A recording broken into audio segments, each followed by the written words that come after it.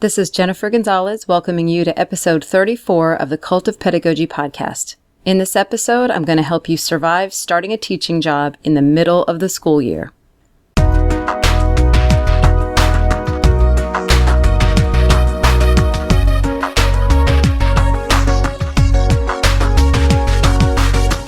A little over a year ago, I wrote a post called The Ultimate Guide to Starting a Teaching Job Mid-Year. As someone whose career also started in the middle of a school year, I wanted to help those who found themselves in the same position. I thought it would be helpful to record that same information in a podcast so teachers can listen on the go. If you're not currently starting a new job yourself, you will still find this information can help you welcome another teacher who is, because a lot of us have new teachers in our schools who are just getting started. This episode will be loaded up with advice, information, and resources. So once you've listened to it, go over to the blog post itself by going to cultofpedagogy.com/pod and clicking episode 34. That'll take you right to the original post where you can find everything I've mentioned here in writing. Two things I'd like to mention before I get started.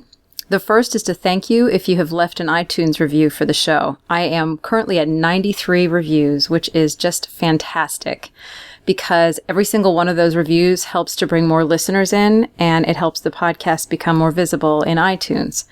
If you haven't left a review and you are enjoying the podcast, I would be eternally grateful if you would go over to iTunes and just leave a rating and a review, or even just a rating if you're really short on time.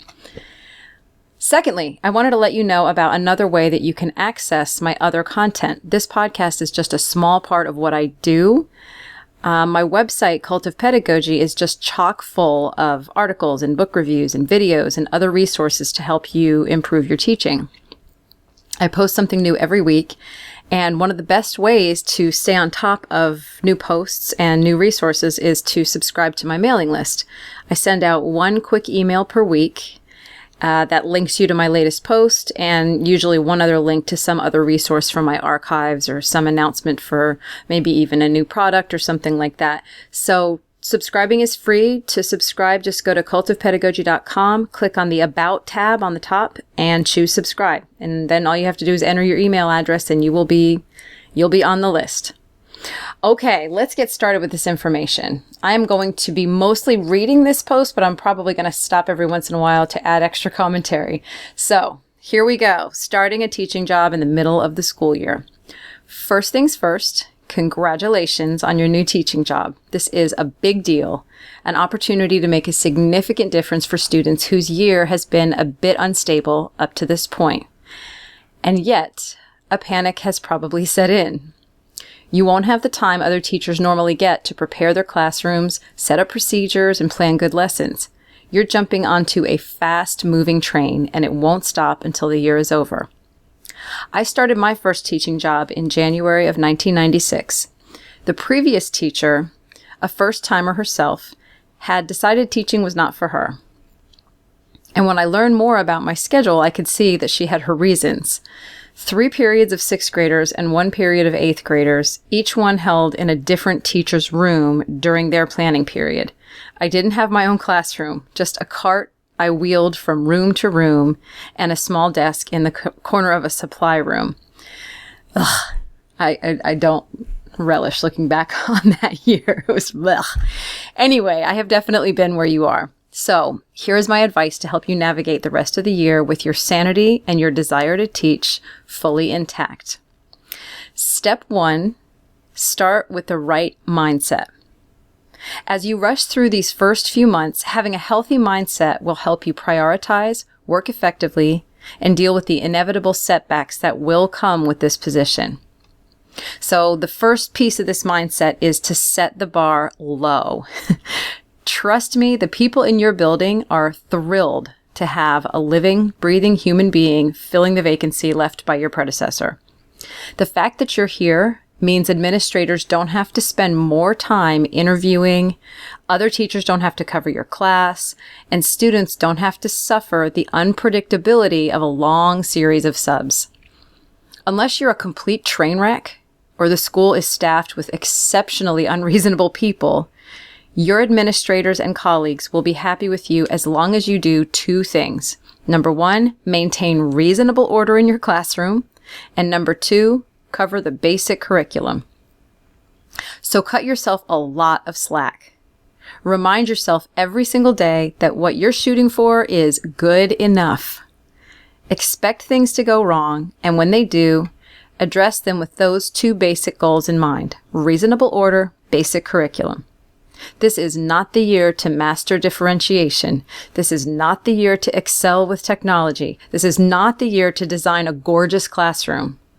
Teach your students something worthwhile every day and make sure they don't hurt each other, and that will be enough for now. But pay attention to the ways you can improve.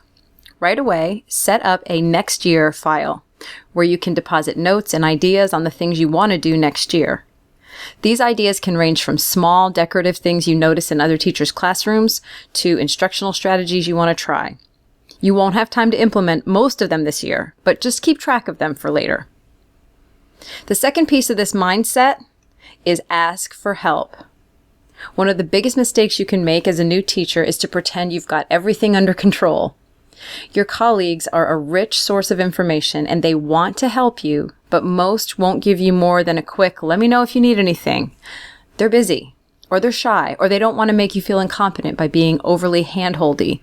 It's up to you to seek out the help, to ask lots of questions, and tell someone when you're struggling. So, when the teacher across the hall pops her head into your room and asks how things are going, do not say fine. It's not fine, and you know it. This doesn't make you defective. It makes you normal. So ask the questions. Keep a sheet of paper on your desk or fold it inside your pocket and all day long be writing down the questions you need answers to. And then ask them. And if the answer doesn't make sense or the person you ask isn't particularly helpful, ask someone else and avoid that person from now on. Don't worry about being annoying. You're new. You're supposed to be a little needy right now. So, first 2 pieces of just the mindset shift are to set the bar low, ask for help, and the third part of the mindset is to expect surprises. Because you're showing up mid-year, people will forget to tell you things that would normally be included when orienting new staff. So just when you think you've got everything under control, something is going to change. Like this. On your 3rd day of teaching, someone may show up at your door to pull a student for special services. Apparently, this happens every Thursday, but no one told you. Or this. Right when you've gotten your students started on a great new activity, you hear a commotion in the hall. Everyone's on their way to the monthly pep rally, except you had no idea there was a pep rally because no one told you. Don't take these oversights personally or get overly rattled by the unexpected disruption. It's impossible for everyone to remember to tell you everything. And you can't ask about something if you're not even aware of its existence. Just get into the habit of shrugging stuff like this off. Without that ability, you'll find yourself looking for a new job before the year is over. So those are the 3 mindset shifts. Just get yourself into the right mindset before you even get started. Okay, step 2, do some reconnaissance. You have a lot to learn in a short period of time about your school and what your students have accomplished already this year. Here's a list of things you'll need to learn in the first few days. And I'm going to stop myself for just a second. I also have something that's an even more complete list. It's called the New Teacher Checklist, which you can link to from this post. And that is it's for any new teacher at the beginning of a school year, things that you need to remember to learn and find out and all kinds of stuff. So that's free for download. You just need to go to this post, cultofpedagogy.com/pod, click on episode 34. You'll go right to the post. Okay. But here's the stuff that you need to find out as a mid-year teacher. Here's some things that you need to make sure you find out right away about your school. Your daily schedule, the procedure for taking and reporting attendance, where to go to the bathroom and when you can, where you can find basic classroom supplies and how you can order more, lunch options and procedures both for your students and yourself, school rules. Read the school rules and the discipline plan, and then ask another teacher to tell you what they think are the most important things to know about it. Then have the same conversation with a different teacher. If the 2 teachers' interpretations of the discipline plan differ, go to your administrator and do one more final check. I say this because although the discipline plan appears to be in black and white, every school has its own way of interpreting their plan. And I know that I've taught in places where something looks like a hard and fast rule on paper, but then everybody says, oh yeah, we don't really pay any attention to that. So I'd say read it and ask around a little bit too. Another thing you need to find out about your school very early on is where to make copies and also what the protocol is. Do people generally allow you to cut in line if somebody's doing a long project so that you can just make one single copy? Where are you supposed to put the left behind papers when you find them on the copy machine? Is there a place that people generally put those? Just find out kind of what the deal is with copying. Also, emergency procedures. Find out what the plan is for fire drills, lockdowns, severe weather situations, and all of those other things. That's another thing that there may have been a schedule printed out at the beginning of the year that you didn't get. So just find out about those. Also, library information, particularly if you are an English language arts teacher or an all-inclusive elementary teacher. Find out what exactly the procedure is. I'd say go into the media center or library, talk to the person in charge, find out what they're really picky about. And just reach out just so that they know that you're aware that you have stuff to learn. Okay, so that's what you need to learn about in terms of your school. Then also you need to learn some things about your curriculum.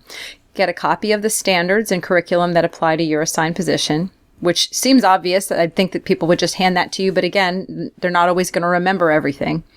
Figure out where your students are and what has already been accomplished this year. If the former teacher is not available to tell you, because that would probably be your best source, your next best source of information is another teacher who teaches the same thing. So suppose you're a 7th grade math teacher. There may be another 7th grade math teacher, and they might have some idea of where the other teacher was. And if no one knows, and even if other people do tell you, ask the students. Find out from them what they've already covered. They may immediately give you the I don't know, but you may be able to write up a quick pre-assessment just to get some idea of where they are. But that's just an important thing for you to try to figure out over the first few weeks is what do they already know and where are they ready to go next? And if the situation is a mess or if they've been taught by subs for the last few months, you might just have to pick something and go with it. And that's fine. Again, setting the bar low, teach them something valuable every day, and, don't worry too much about getting it exactly right. Okay, so the first step, get your mind in the right place. The second step, do some basic recon of the school and of your curriculum.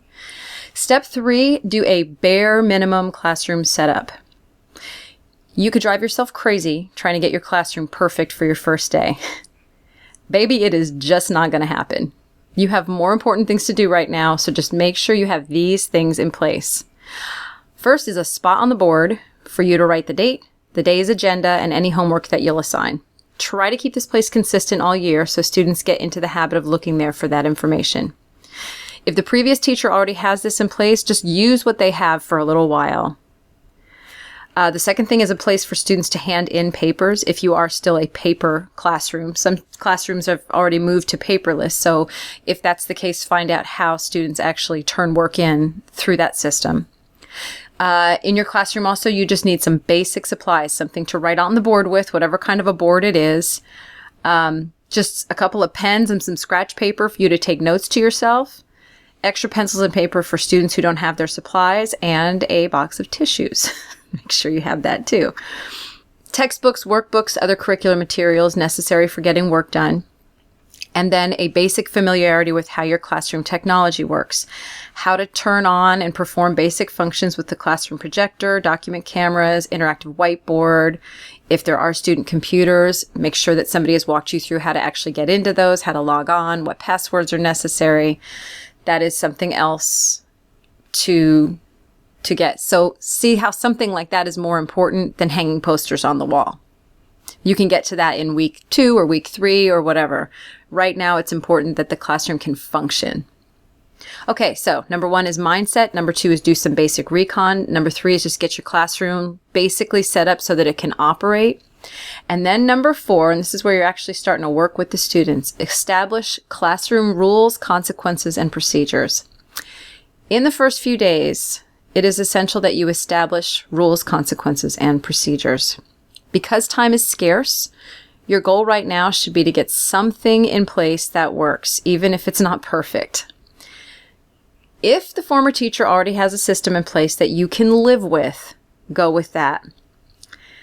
Ideally, learn these procedures from the teacher personally. If you're able to meet with that teacher, it's the best thing, because then they can explain to you, this is what I do when somebody talks out of turn. This is what I do when, there's a fight in class. This is what I do when, the students haven't brought their material. Sort of ask a bunch of what if questions, and then you can even say to your students, we're just going to do what your last teacher did for a while, and then maybe once I've been here for a few weeks, we can adjust. But that's probably, unless that person really didn't have it together at all, that's a good option to go with.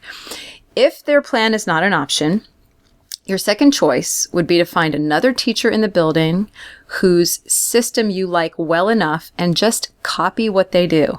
Be transparent about this with the teacher and your students. Just tell them you're going to use Mrs. Blank's system for now, and maybe you'll adjust it later on. Sometimes that's just nice to be able, it's another don't reinvent the wheel thing.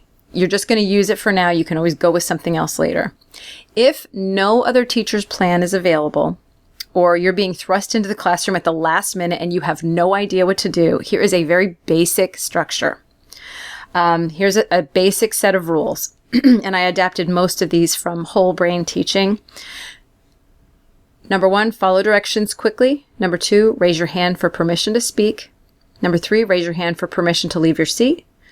Number 4, keep your hands and feet to yourself. And number 5, treat each other and our classroom with respect. It's just a broad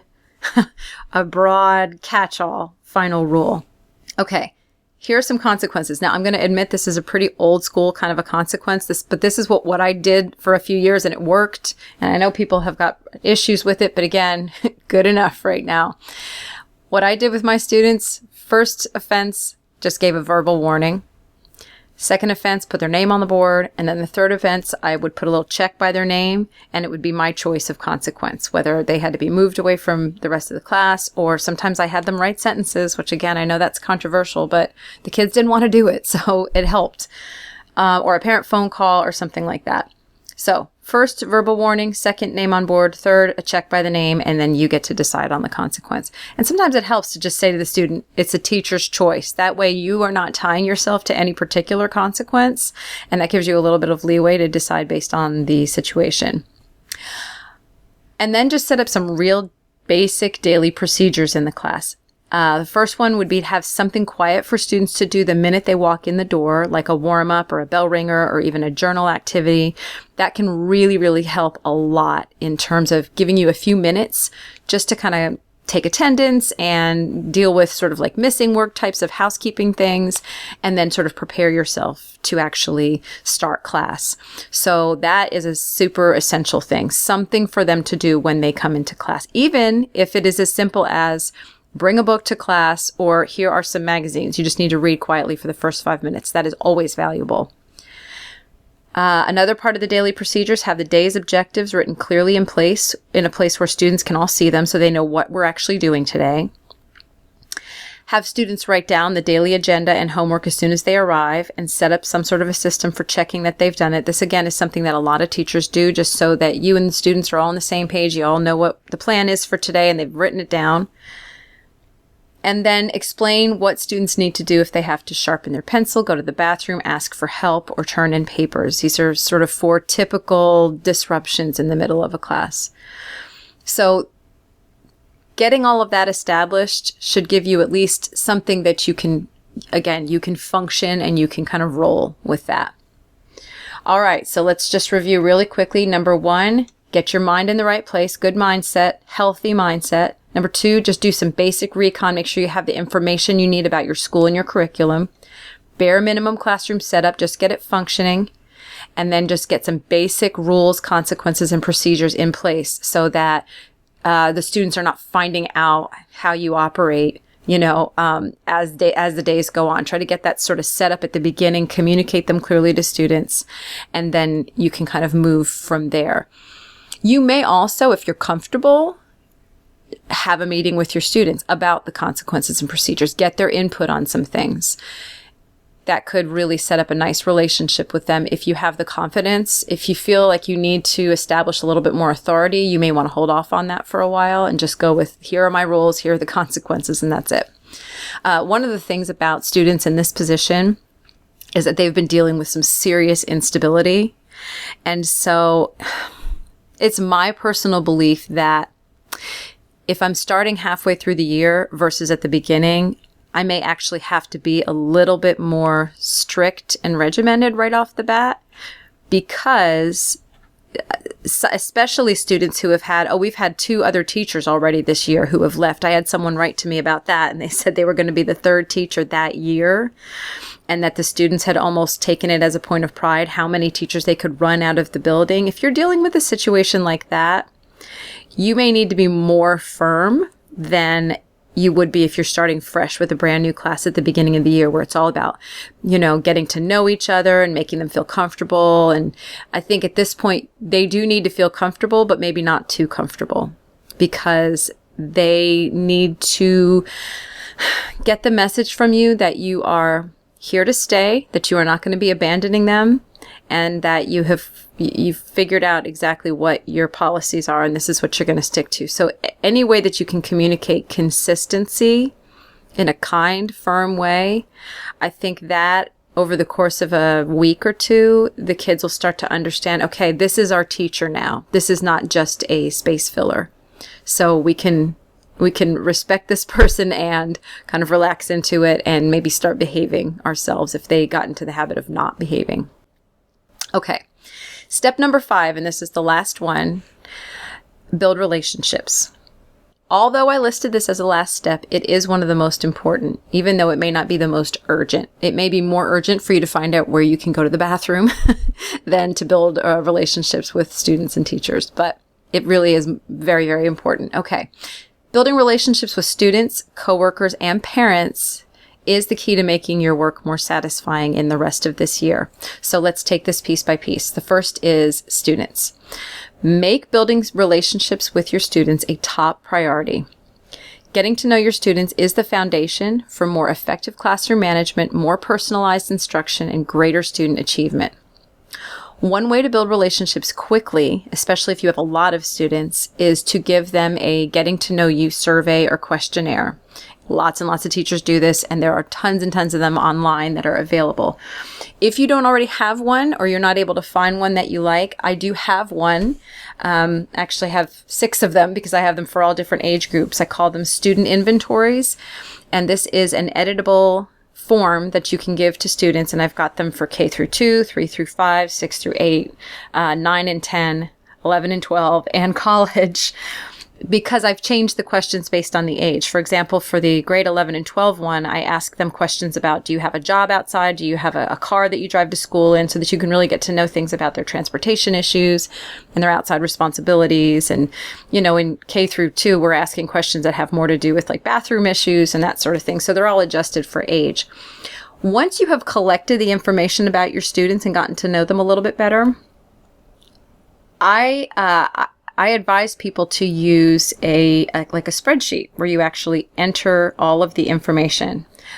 And I have one of these too. It's called the Deep Data at a Glance chart. Let's just imagine a basic chart where you've got the students' names down one side, and across the top, you've got all these different categories. So you'd have like their birthday and their favorite food and, some family information. And you just fill that chart in, so that at a glance, you can be checking up on, we're going to be talking about pets today. Let's see how many of our kids have pets. And I can bring that up in class. Showing them that you have paid attention basically to the stuff on those forms is really, really helpful.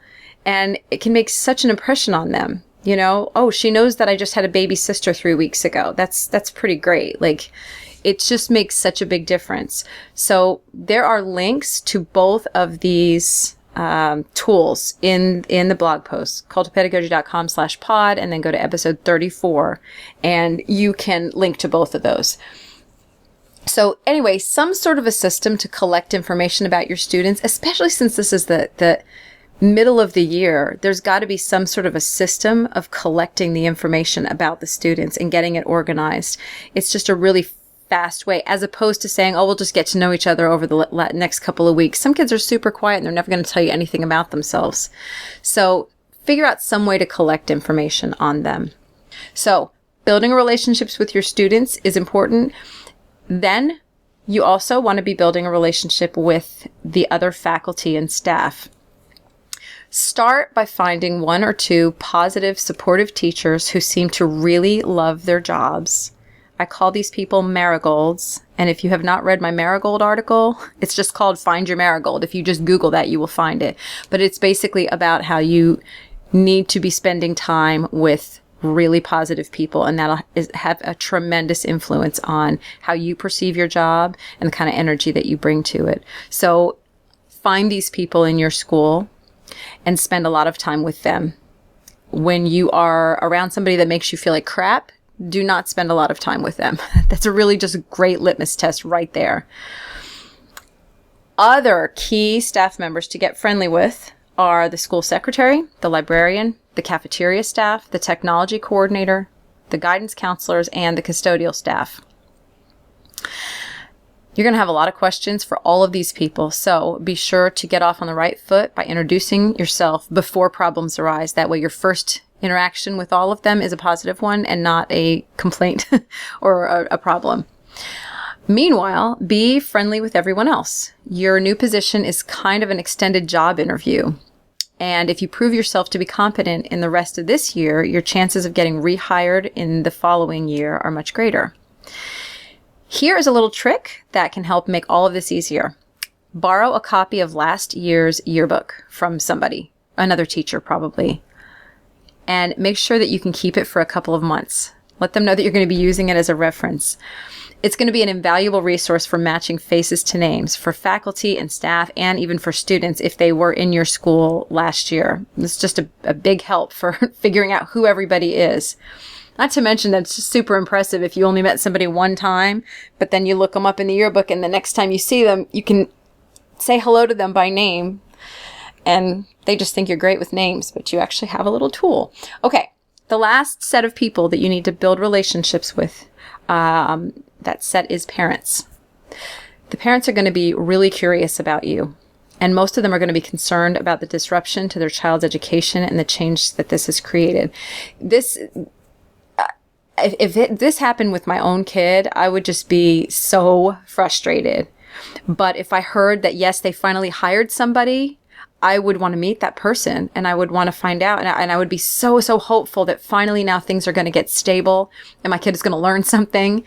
So I think the first thing you should do is send home a detailed letter to parents, including information about your background, your education, your experience, where you're from. If this is your first teaching job, just say so. You don't have to make it sound like you have all this other experience that you don't have. They're just going to want to know a little bit about you. What is your philosophy of teaching? Share some personal information, like a photo of yourself, information about family, pets, hobbies, maybe your favorite TV shows, movies, food. Just help them get to know you as a regular person outside of just your teaching philosophy. Give them your contact information, an email address where they can contact you, and a phone number. And then give them a little information about what you need from them. Let them know that you're open to feedback and you're available for conferences when they request them, or however you would prefer to be contacted. If you're not available for conferences, then don't say that. Before you send the letter home, though, ask your administrator to approve it. 2 reasons for this. Number 1, it will ensure that your letter doesn't contain anything your administrator wouldn't want you sending out. If you're a new teacher, you may not know exactly where the line is. And number 2, the initiative will really impress your administrator. Since your future in this school may not be secure, you need to shine a spotlight on the good things you're doing. So just run it past your administrator and make sure that the letter looks good before you send it to parents. Once you've been teaching for about a month, send home another letter to let parents know how things are going, what changes you have made, and what's coming up. And that will just reinforce that good relationship. Okay, 2 final tips, and then we're done. And these don't necessarily belong to any one category. The first one is, don't engage in negative conversations about your predecessor. If students or coworkers want to share information about the teacher or teachers who came before you, go ahead and listen, but it's unprofessional to position yourself as the new and improved one in contrast to the one who left. It's just not great karma. Just think about how you would want people to talk about you after you left a job, regardless of what the situation was. So just sort of resist that temptation to really dig into those conversations. I think it's perfectly fine to ask questions and learn maybe a little bit about what happened or maybe what went wrong if something did go wrong. Sometimes people just retire mid-year and nothing wrong happened. But sometimes it's, it's tempting to have, when a kid says, oh, we like you so much better than Mrs. Blah, blah, blah. It's just, sometimes you can let your ego get a little bit out of control when you hear something like that. And I just don't think it's a good idea. I don't think it's that healthy, because I think students really need to see us as a unified front and professionals and respectful of each other. And so even if you heard that the teacher before you really kind of messed things up and maybe wasn't very nice to the kids or was very disorganized or whatever, really you just focus on you doing a good job, not that you're doing such a better job than this other person. Okay. That's the first of the 2 final tips. The second of the 2 final tips is if your students are just hog wild and you can't get them under control, take a look at my video on using a notebook to tame an out of control class. I have a link to it, but I can just describe it very quickly. When I am in a situation with a class where this is especially super early on in my teaching, and it was just completely out of control and I was ready to cry or scream or I don't know what, throw something. One day I just figured out that I just needed to sit down and stop teaching, and I pulled out a notebook and I just started writing. And what I was writing was, I think at the time I was writing about how much I couldn't stand them and what an awful job it was, but I was just venting basically. But it completely stopped the students in their tracks because I wasn't fighting them anymore and they were just very curious about what I was writing down.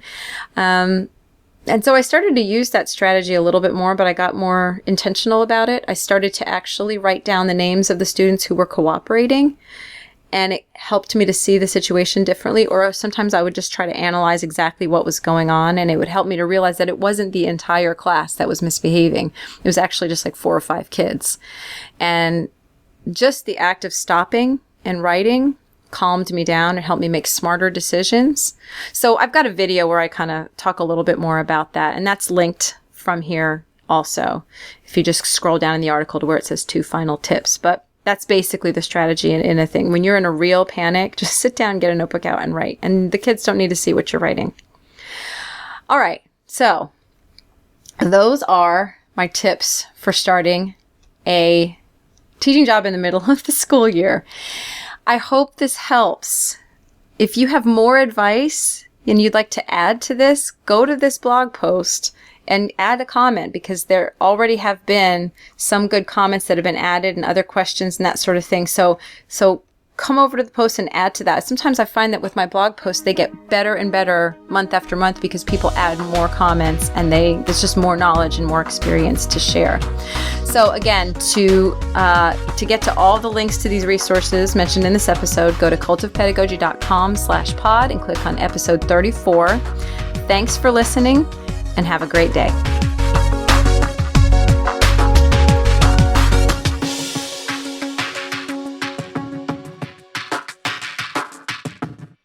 This podcast is a proud member of the Education Podcast Network. Podcasts for educators, podcasts by educators.